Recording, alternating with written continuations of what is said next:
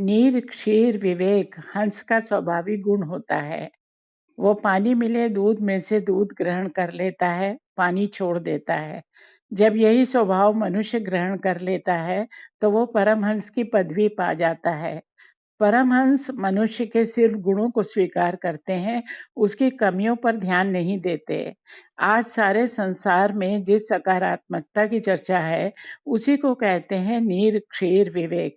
ऐसे ही एक चरित्र की कथा लेकर आज मन के मौसम में शामिल हो रही हैं विदुषी डॉक्टर उषा सक्सेना। लोक कथा का शीर्षक है चतुर कराला।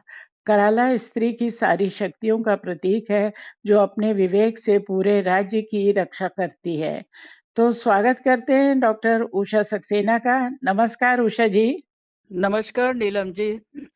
तो उषा जी सुनाइए हमारी चतुर कराला की कथा। श्री पर्वत की तलहटी में बसा हुआ एक राज्य था ब्रह्मपुर। अत्यंत रमणीक और समृद्ध राज था। वहां का राजा धर्मपरायण, प्रजा वत्सल और प्रबुद्ध था। प्रजा उसे देवता की तरह पूजती थी। बड़ा ही शांतिपूर्ण जीवन बीत रहा था राज्यवासियों का कि अनायास ही संकट आ गया। अच्छा। प्रज, हाँ, प्रजा हर क्षण अमंगल की आशंका से भयभीत रहती। उसका मानना था कि पर्वत के शिखर पर न जाने कहां से आकर घंटाकरण राक्षस रहने लगा है। वो पहले मनुष्य को खाता है और फिर घंटा बजाता है। अरे घंटे की आवाज पूरे राज्य में गूंज उठती थी। हम्म चारों ओर भय व्याप्त था।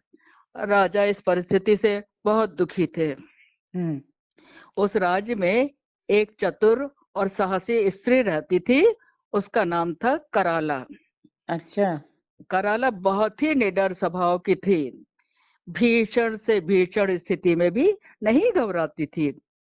उसके मन में एक प्रश्न रह रह कर उठता था कि आज तक राज के किसी व्यक्ति या परिचित के खो जाने का समाचार किसी को नहीं मिला था। हम्म घंटे की ध्वनि वो भी सुनती थी, परंतु घंटाकर्ण राक्षस को किसी भी व्यक्ति को पकड़कर ले जाते हुए किसी ने नहीं देखा था। हम्म वह सोचती, कहीं सबका भय अकारण ही तो नहीं है। हम्म वो बड़ी ही संवेदनशील थी। वह राज्यवासियों को इस भय, इस आतंक से मुक्त करना चाहती थी। जी। उसने निश्चय किया कि वह श्री पर्वत पर जाएगी, इस समस्या का हल निकालेगी, चाहे इसके लिए उसे प्राण ही अपने क्यों न गंवाने पड़े। हम्म एक दिन वो राज दरबार पहुंची और राजा से निवेदन किया, महाराज, मैं आपसे कुछ कहना चाहती हूँ। हम्म महाराज ने कराला के बुद्धि चातुर्य के संबंध में बहुत बातें सुन रखी थी। बोलो कराला, क्या बात है? क्या कहना चाहती हो कराला? महाराज, राजवासियों की स्थिति मुझसे देखी नहीं जाती। वे हर पल भयभीत रहते हैं। घंटे की ध्वनि सुनते ही कांप उठते हैं। हम्म महाराज, यदि आप मुझे अनुमति दें तो मैं पर्वत पर जाकर घंटाकरण राक्षस का वध कर दूं। अरे इतनी बड़ी बात कह दी उसने। हाँ, घंटाकरण का वध, वो भी तुम करोगी? ये हम्म तुम क्या कह रही हो कराला? क्या तुम नहीं जानती कि वह एक भयानक राक्षस है? हम्म उसके नाम से ही लोग कांपते हैं। जी। राज्यवासियों ने उसके भय से पर्वत पर जाना ही छोड़ दिया है, और तुम उसका वध करने की बात कर रही हो। तुम उसे मारने का विचार छोड़ दो कराला, यह नितांत असंभव है। महाराज ने उसे समझाते हुए कहा, दृष्टता के लिए क्षमा करें महाराज, असंभव नाम का शब्द मेरे शब्दकोश में नहीं है। मैंने जीवन में कभी हार नहीं मानी। हम्म मैं राज्यवासियों को इस विपत्ति से मुक्ति अवश्य दिलवाऊंगी। आपसे एक प्रार्थना है महाराज, कि आप मुझे आज्ञा दें और इस काम के लिए थोड़ी धनराशि की व्यवस्था करें। जी। ठीक है कराला, जब तुम्हें अपने ऊपर इतना विश्वास है तो मुझे भला क्या आपत्ति हो सकती है। ईश्वर तुम्हारी रक्षा करे, यही मेरा आशीर्वाद है। मंत्री जी, कराला को कोषागार से कुछ मुद्राएं दिलवा दें। हम्म महाराज ने मंत्री को आदेश दिया और राजभवन चले गए। कराला बहुत प्रसन्न थी कि वह सबको इस भयानक राक्षस से मुक्ति दिला सकेगी। पूरे राज्य में कराला के घंटाकरण को मारने का निर्णय का समाचार आग की तरह फैल गया था। लोग आश्चर्य और प्रसन्नता से भर उठे थे। उन्हें आश्चर्य भी हो रहा था कि उस भयावह राक्षस को, जिसकी कल्पना से ही लोग भयभीत हो जाते थे, उसे एक स्त्री ने मारने का निर्णय लिया था। प्रसन्नता इस बात की थी कि यदि कराला अपने उद्देश्य में सफल हो गई तो उन्हें घंटाकर्ण से मुक्ति मिल जाएगी, जिसके कारण वे हर पल भयभीत रहते थे। सबने उसकी जय जयकार की, उसकी सफलता की कामना की। कोषागार से उसके लिए समुचित धनराशि की व्यवस्था हो गई। कराला ने विधिवत देवी देवताओं की पूजा की, अपने साथ बहुत से मिठाई फल लेकर पर्वत पर चढ़ गई। हृदय में थोड़ा तो डर था ही, किंतु आत्मविश्वास था कि वह कठिन से कठिन परिस्थिति का सामना कर लेगी। वहां पहुंचकर उसने जो दृश्य देखा, उसे लगा वह ठीक ही वास्तविकता का पता कर लेगी। अच्छा, क्या देखा उन्होंने वहाँ? अब वह पर्वत पर चली गई। उसने एक नरकंकाल देखा।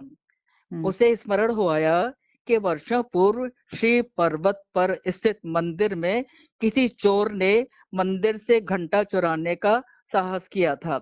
यह दुस्साहस था, क्योंकि मंदिर से घंटा चुराना जघन्य अपराध माना जाता था। जब वह घंटा चुराकर भाग रहा था तो अचानक ही सिंह ने उस पर आक्रमण कर दिया। वह चीखता चिल्लाता रहा, किंतु वहां उसकी मदद करने वाला कोई नहीं था। सिंह ने उसे मार दिया था। यह घटना कराला ने राज्य में सुनी थी। आज वह कंकाल देखा। उसने सोचा संभवतः उसके हाथों से घंटा छिटक कर दूर जा गिरा होगा। उस पर्वत पर लहलहाते वृक्षों पर लदे हुए फलों के लालच में बंदरों का समूह वहां आया करता था। अच्छा। बंदर तो वैसे ही चंचल होते, वे घंटे पर रीझ गए होंगे। उन्हें एक खेल मिल गया था, तब से वे पत्थर फेंक फेंक कर घंटे को बजाते रहते हैं। राज के किसी व्यक्ति ने चोर का कंकाल पर्वत पर पड़ा देखा होगा, तो उसने सबसे कह दिया, पर्वत के शिखर पर घंटाकर्ण राक्षस रहता है। वो पहले हत्या करता है, फिर घंटा बजाता है।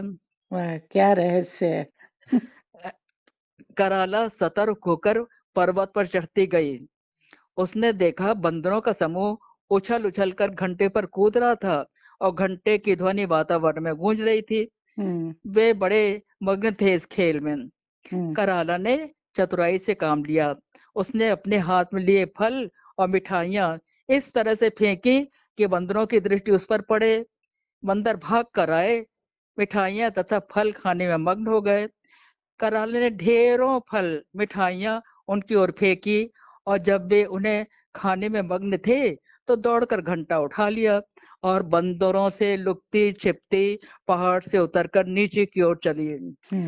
रास्ते में फिर उसने वही नरकंकाल देखा जिसे कभी सिंह ने मार डाला था। कराला के सामने सारी स्थिति स्पष्ट हो गई। वह अपनी विजय पर मुस्कुरा उठी। कराला ने उस रहस्य का पता लगा लिया था जो कि प्रजा की अशांति का कारण था। हाँ, बहुत बड़ा कारण था। तो यही है घंटाकरण राक्षस। कराला ने घंटे की ओर देखा, उसे उठा लिया। घंटे को लेकर उत्साह से भरकर तेजी से पर्वत से उतरती गई। उस समय उसके पैरों में बिजली जैसी गति थी और आंखों में थे सुनहरे सपने। होते भी क्यों नहीं, उसने कितनी बड़ी चुनौती स्वीकार की थी। वह खुशी से झूमती हुई कब वापस लौटी उसे नहीं मालूम। चारों उसी की जय जयकार हो रही थी। लोगों ने उसे ढेरों फूल मालाओं से ढक दिया था। उसकी सफलता से संपूर्ण राज्य में प्रसन्नता की लहर व्याप्त हो गई थी। सर्वत्र उसी की चर्चा थी। वह राज दरबार गई और महाराज से कहा, प्रणाम महाराज। महाराज, मैंने आपसे निवेदन किया था ना कि मैंने जीवन में हारना नहीं सीखा। मैंने घंटाकर्ण का सच जान लिया है महाराज। प्रमाण स्वरूप उसका घंटा अपने साथ ले आई हूँ। देखिए ना महाराज, अब राज्यवासी निर्भय होकर पर्वत पर जा सकते हैं। महाराज ने कराला की बातों का विश्वास कर लिया, उसे सम्मानित किया अथाह धनराशि दी और नगरवासी उसे देवी की तरह पूजने लगे। वाह, क्या बात है। कहते हैं ना, जो डरा सो मरा। हम्म पूरा राज्य एक आशंका के डर में जी रहा था कि पहाड़ पर कोई राक्षस सबको मार रहा है। सिर्फ हम्म कराला ने अपना विवेक इस्तेमाल किया कि जब राज्य में सभी लोग जिंदा हैं, तो पहाड़ पर राक्षस किसको मार रहा है? क्या हाँ है पूरी सच्चाई? अंत में जो बंदरों के उत्पात का रहस्य खुलता है, वो बहुत दिलचस्प भी है और मनुष्य के डर पर बहुत बड़ा व्यंग्य भी है। जी उषा जी, चतुर कराला की शक्ति में आपने स्त्री शक्ति को रेखांकित किया, जी इसके लिए बहुत बधाई। और मन के मौसम में शामिल होने के लिए आपका बहुत धन्यवाद। नमस्कार। नमस्कार नीलम जी।